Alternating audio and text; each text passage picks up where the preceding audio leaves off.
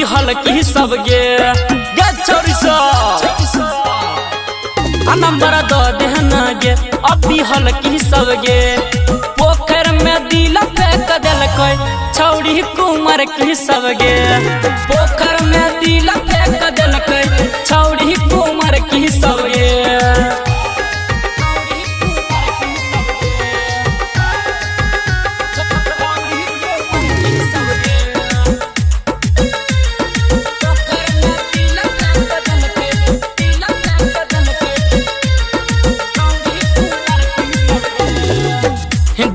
आई कल के छौड़ी सब धोखा गे फोड़ै भीतरी करे जमे मोखा गे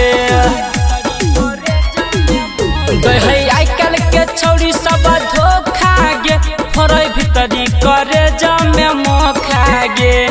सबे छौड़ा के बनाबै छै गे बकरी बड़का बोका गे लाइन द देहना गे अभी हल्की सबगे पोखर में दिल फेंक दिलकै छौड़ी कुमार की सबगे पोखर में दिल फेंक दिलकै छौड़ी कुमार की सबगे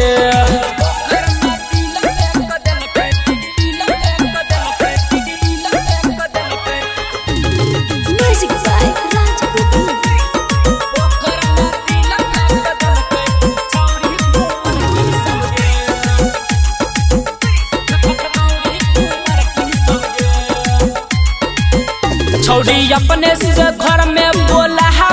गे अपन भैया से खूबे पीटा गे छौड़ी अपने से घर में बोला गे अपन भैया से खूबे पीटा गे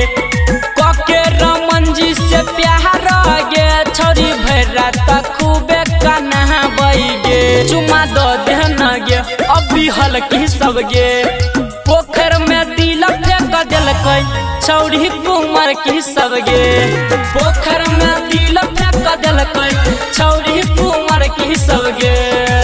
इतरी के गली गे।